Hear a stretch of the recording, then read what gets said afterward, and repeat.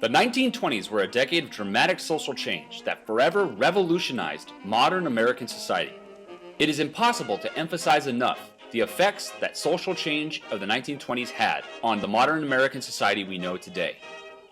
The Red Scare, the Nativist Revival, Prohibition, and Christian fundamentalism.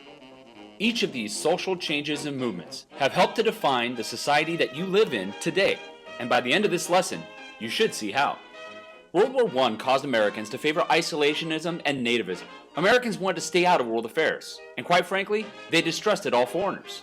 Due to upheaval and chaos in post-war Europe, including the Bolshevik Revolution in Russia, many Americans worried that communism would spread to the United States and overthrow the government.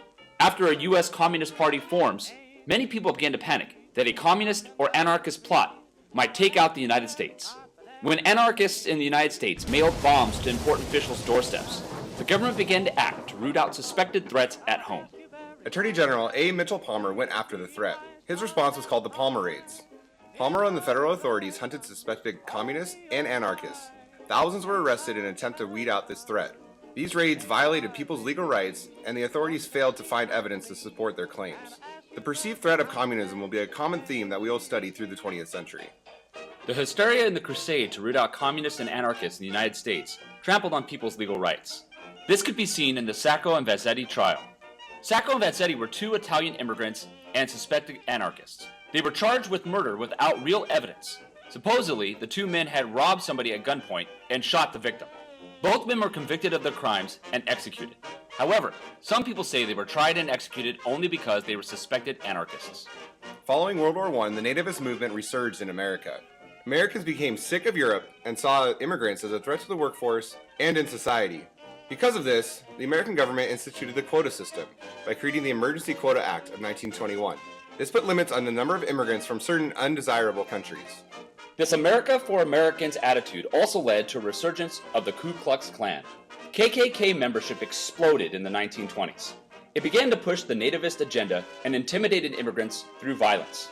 Typically, the targets of the KKK were African Americans, particularly in the South. Now they expanded their hate agenda to European immigrants. First-generation immigrants were targeted because they took jobs at lower wages, and the KKK perceived this to be a threat to the white American workforce. Ku Klux Klan membership exploded to such a level that they openly paraded down the streets of Washington, D.C. in their robes and hoods. Do you remember the temperance movement? Some reformers thought morality, not wealth, would improve lives. Living morally would uplift the poor and give them a purpose and a drive. Many reformers called for temperance. Temperance is the prohibition of alcohol. The temperance movement scored a huge success in the 1920s with Prohibition. In 1920, the 18th Amendment is enacted and alcohol is illegal. The law banned the manufacture, sale, and transport of alcohol, but did not ban the consumption of alcohol. The prohibition of alcohol was hugely unpopular with the people. To help enforce the law, the Volstead Act was passed. This created a Prohibition Bureau, which conducted raids in order to arrest people breaking the law. The Prohibition Bureau was underfunded and undermanned, so the law was difficult to enforce. Americans wanted a drink, and Prohibition was easy to get around. Americans escaped into speakeasies. Speakeasies were secret underground bars where a password code was needed upon entry. Once inside, you can enjoy a drink, hot music, and good times with good friends. When Americans couldn't find their liquor, they distilled their own or bought it from smugglers. This was called bootlegging. Bootlegging got its term from the fact that women would be used to carry liquor underneath their clothes by tying the liquor bottles to their legs or hiding it in their boots. One of the biggest downsides of Prohibition is the development of organized crime in America, also known as the mob. Every major American city had a network of criminal groups because of Prohibition. There was a lot of money to be made in selling liquor illegally. Mob bosses like Al Capone and Lucky Luciano often resorted to violence or murder in order to keep control of the market in their cities. Capone was the most notorious mob boss in American history. His nickname was Scarface, and he was known for his brutality. Capone ruthlessly annihilated his competition and gained control of the city by paying off cops and other law enforcement. Eventually, his reign of terror would come to an end when Capone is arrested for tax evasion. With all the advancement and changes in the 1920s, some people began to become uncomfortable with the way that America was heading. Christian fundamentalists resisted modern change and science. This Christian fundamentalism emerged in the 1920s. The movement believed in a strict interpretation of the Bible. One of the biggest targets of the movement was Darwin's theory of evolution. This is a theory that man evolved from apes. They denied the theory and said it was blasphemous because the Bible states that God created man. The struggle between small-town Christian morals of the Christian fundamentalist movement and modern science and development came to a head during the Scopes trial. In 1925, the state of Tennessee made it illegal for educators to teach evolution in the classroom. John T. Scopes, a high school biology teacher, is charged with violating this law by teaching evolution to his students. The trial becomes a circus, and media attention descends on a small Tennessee town.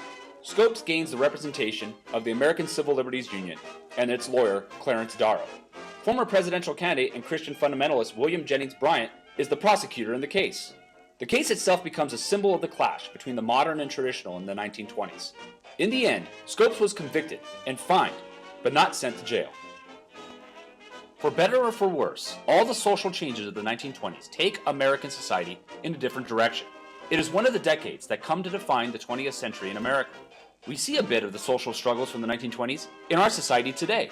90 years later, we're still fighting the same fights that we fought in the Roaring '20s. The arguments are the same, but the subject matter is different.